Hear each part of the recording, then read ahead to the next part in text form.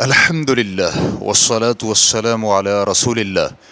مسجد میں ممنوع گفتگو کے بارے میں سوال کیا گیا ہے۔ میرا سوال دراصل سوال نمبر 4448 کی وضاحت سے متعلق ہے۔ میں نے سنا اور پڑھا ہے کہ صحابہ اکرام مسجد نبوی کے اندر دنیاوی باتیں کیا کرتے تھے اور مسجد میں کرتب دکھانے والے کھیل بھی ہوتے تھے، جیسا کہ حبشیوں کا واقعہ ہے، اور نبی کریم صلی اللہ علیہ وآلہ وسلم نے سیدہ عائشہ رضی اللہ عنہا کو ان کا مشاہدہ کرنے کی اجازت بھی دی تھی۔ اگر یہ سب باتیں درست ہیں تو پھر وہ کون سی دنیاوی باتیں ہیں جن سے مسجد میں گفتگو کرنے سے شریعت نے منع فرمایا ہے؟ الجواب بعون اللہ سبحانہ وتعالی۔ اول، مساجد مسلمانوں کی عبادت، اطاعت اور اپنے رب کے ذکر کے لیے اجتماع کا مقام ہے، اسی لیے اللہ سبحانہ وتعالی نے ان کی تعظیم اور توقیر کا حکم دیا ہے۔ چنانچہ فرمانے باری تعالیٰ ہے، فی بیوت اذن اللہ ان ترفع ویذکر فیہا اسمہ یسبح لہ فیہا بالغدو والآصال رجال لا تلہیہم تجارت ولا بیع عن ذکر اللہ وإقام الصلاة وإیتاء الزکاة یخافون یوما تتقلب فیہ القلوب والابصار۔ ایسے گھروں میں جن کے بارے میں اللہ نے حکم دیا ہے کہ ان کو بلند کیا جائے اور ان میں اس کا نام لیا جائے، ان میں صبح و شام ایسے لوگ تسبیح کرتے ہیں جنہیں نہ تجارت اور نہ خرید و فروخت اللہ کے ذکر، نماز قائم کرنے اور زکوٰۃ دینے سے غافل کرتی ہے۔ وہ اس دن سے ڈرتے ہیں جس میں دل اور آنکھیں الٹ پلٹ ہو جائیں گی۔ سورۃ النور آیت نمبر 36 تا 37۔ اور نبی کریم صلی اللہ علیہ وآلہ وسلم نے فرمایا، یہ یعنی مساجد صرف اللہ کے ذکر، نماز اور قرآن کی تلاوت کے لیے ہیں۔ صحیح مسلم حدیث نمبر 285۔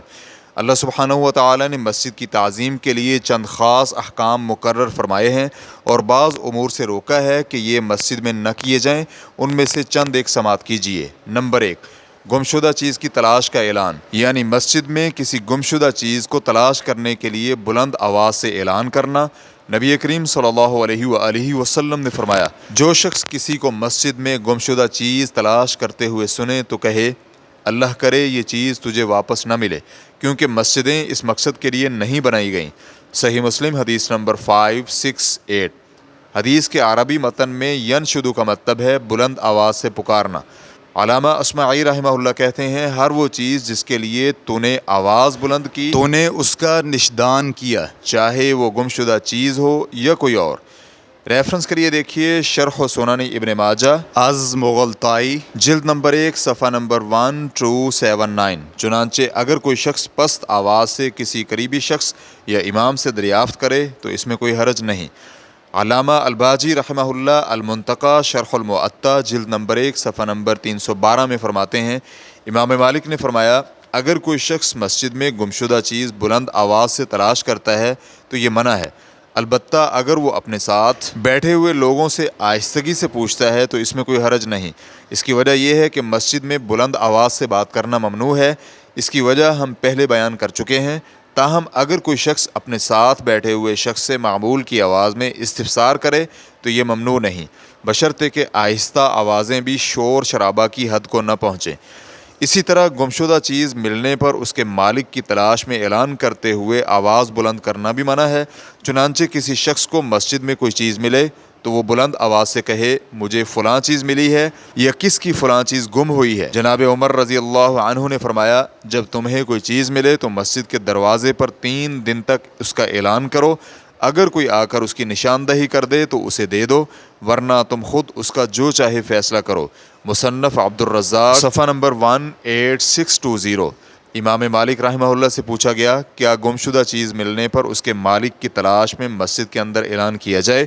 تو انہوں نے جواب میں فرمایا، مجھے مسجد میں بلند آواز پسند نہیں، البتہ جناب عمر رضی اللہ عنہ نے حکم دیا تھا کہ مسجد کے دروازے پر اس کے مالک کی تلاش میں اعلان کیا جائے، اور اگر وہ شخص مسجد میں بیٹھے ہوئے حلقوں کے پاس جا کر آہستگی سے بتا دے تو میرے نزدیک اس میں کوئی حرج نہیں۔ ریفرنس کے لیے دیکھیے التاج والاقلیل جلد نمبر 8 صفحہ نمبر 42۔ نمبر 2، مسجد میں خرید و فروخت۔ نبی کریم صلی اللہ علیہ وآلہ وسلم نے فرمایا، جب تم کسی کو مسجد میں خریداری یا فروخت کرتا دیکھو تو کہو، اللہ تیری تجارت میں نفع نہ دے۔ اس حدیث کو ترمذی حدیث نمبر 1321 نے روایت کیا ہے اور علامہ البانی رحمہ اللہ نے اسے صحیح قرار دیا ہے۔ نمبر 3، مسجد میں شعر و شاعری۔ نبی کریم صلی اللہ علیہ وآلہ وسلم نے مسجد میں اشعار کے باہمی تبادلے سے منع فرمایا ہے۔ اس حدیث کو نسائی حدیث نمبر 415 نے روایت کیا ہے اور علامہ البانی رحمہ اللہ نے اسے حسن قرار دیا ہے۔ اشعار کے تبادلے کا مطلب یہ ہے کہ ایک شخص شعر پڑھے اور پھر دوسرا جواب میں شعر پڑھے، اس طرح گویا مسجد ایک ادبی محفل بن جائے گی، حالانکہ یہاں پر ذکر الہی اور تلاوت قرآن ہونی چاہیے تھی۔ القاموس جلد نمبر 1 صفحہ نمبر 322 میں حدیث کے عربی لفظ تناشد کا معنی ذکر کرتے ہوئے بیان کیا کہ تناشدو یعنی لوگوں نے ایک دوسرے کو اشعار سنائے۔ جناب عمر بن خطاب رضی اللہ عنہ نے مسجد کے کنارے ایک کشادہ جگہ بنائی جسے بطیحہ کہا جاتا تھا اور فرمایا جو شخص شور کرنا چاہے یا اشعار پڑھنا چاہے یا آواز بلند کرنا چاہے وہ یہاں سے باہر نکل کر کرے۔ موطا امام مالک صفحہ نمبر 93 میں بلاغیات کے طور پر موجود ہے۔ دیگر محدثین نے اس اثر کو موصولاً روایت کیا ہے۔ ابن رجب رحمہ اللہ فتح الباری جلد نمبر 3 صفحہ نمبر 334 میں ابن عبد البر رحمہ اللہ سے نقل کرتے ہیں مسجد میں اشعار کبھی کبھار یعنی مسلسل نہ ہوں تو جائز ہیں۔ اگر اشعار میں غزل، ہجو یا دیگر فتنہ انگیز مضامین ہوں تو ممانعت سخت ہو جاتی ہے، اور اگر جائز اشعار ہوں تو کوئی حرج نہیں۔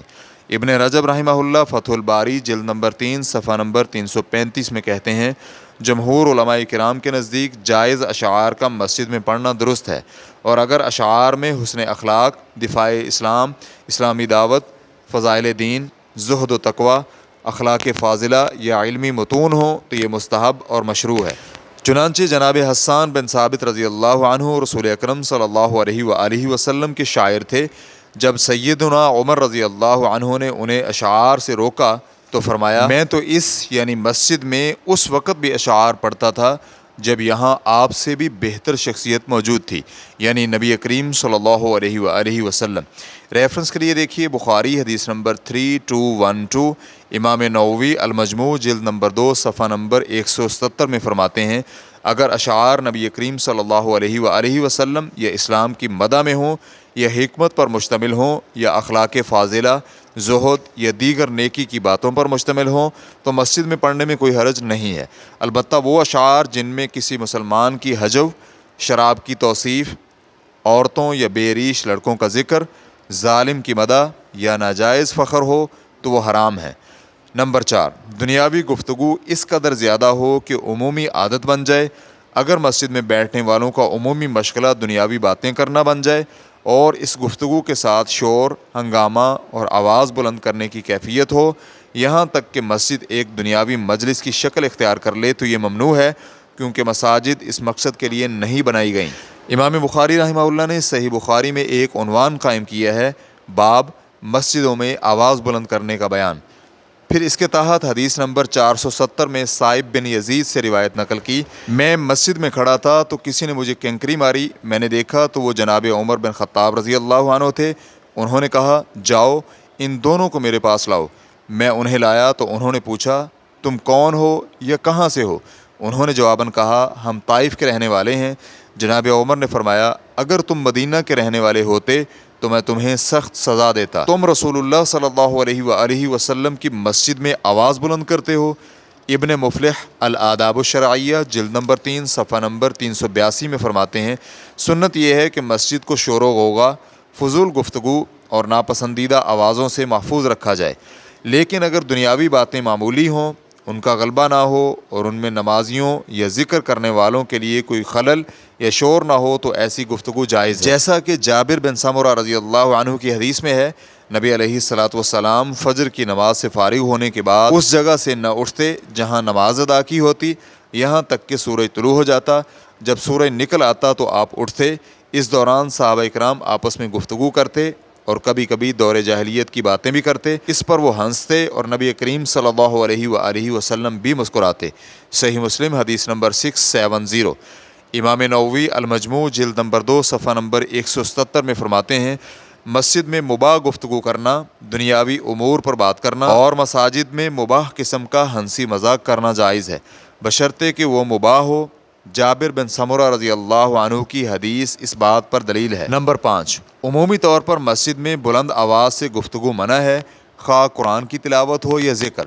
اگر اس سے دوسرے نمازیوں کو خلل پہنچے تو منع ہے۔ سوائے ان چیزوں کے جن میں شرعی طور پر آواز بلند کرنے کی اجازت ہے، جیسے اذان، جہری نماز اور خطبہ وغیرہ۔ حدیث میں آتا ہے اور تم مساجد میں بازاروں جیسا شور و ہنگامہ نہ کرو۔ صحیح مسلم حدیث نمبر 432۔ امام نووی شرح صحیح مسلم جلد نمبر 4 صفحہ نمبر 156 میں کہتے ہیں، اس سے مراد بازاروں میں ہونے والا آوازوں کا اختلاط، جھگڑے، شور، ہنگامہ، فتنہ اور فساد ہے۔ جناب ابو سعید خدری رضی اللہ عنہ فرماتے ہیں، رسول اللہ صلی اللہ علیہ وآلہ وسلم نے مسجد میں اعتکاف کیا تو سنا کہ کچھ لوگ بلند آواز سے قرآن پڑھ رہے ہیں۔ آپ نے پردہ اٹھایا اور فرمایا، خبردار، تم میں سے ہر ایک اپنے رب سے سرگوشی کر رہا ہے، لہٰذا کوئی دوسرے کو تکلیف نہ دے اور نہ ہی کوئی اپنی تلاوت دوسرے کی آواز سے بلند کرے۔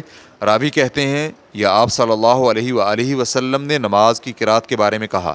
اس حدیث کو ابو داؤد حدیث نمبر 1332 نے روایت کیا ہے اور علامہ البانی رحمہ اللہ نے اسے صحیح قرار دیا ہے۔ امام نووی المجموع جلد نمبر 2 صفحہ نمبر 175 میں فرماتے ہیں، مسجد میں جھگڑا اور آواز بلند کرنا مکروہ ہے۔ دوم، جس کھیل کا ذکر سوال میں آیا ہے کہ نوجوانوں نے نبی کریم صلی اللہ علیہ وآلہ وسلم کے سامنے نیزوں سے کھیل پیش کیا، وہ کوئی تماشائی کرتب نہ تھے جیسا کہ سوال کرنے والے نے گمان کیا ہے، بلکہ وہ جنگی مشقیں تھیں، جیسا کہ صحیح بخاری حدیث نمبر 5190 میں سیدہ عائشہ رضی اللہ عنہ فرماتی ہیں، حبشی نیزوں کے ساتھ کھیلتے تھے۔ ابن حجر رحمہ اللہ فتح الباری جلد نمبر 2 صفحہ نمبر 445 میں لکھتے ہیں، اس حدیث سے اس بات پر دلیل لی گئی ہے کہ ہتھیاروں کے ساتھ کھیلنے کی اجازت ہے، بطور چھلانگ لگانے کے، تاکہ جنگ کی تیاری ہو سکے اور اس کی مشق بھی ہو، اور اسی حدیث سے ہتھیاروں کے ذریعے اسلحہ چلانے کی مشق کی مشروعیت بھی ثابت ہوتی ہے، کیونکہ اس سے جنگی ہتھیاروں کو استعمال کرنے کی عملی تربیت ہوتی ہے۔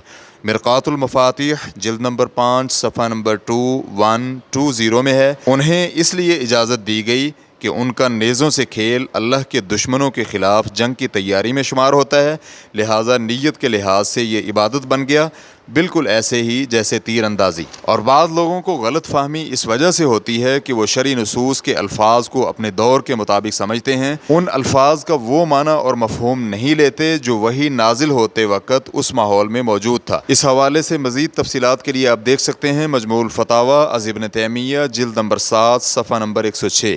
واللہ تعالی اعلم۔ اسلام QA ریکارڈنگز مؤسسۃ الشیخ محمد صالح المنجد، المملکۃ العربیۃ السعودیہ، فتویٰ نمبر 225714۔ والسلام علیکم ورحمۃ اللہ وبرکاتہ۔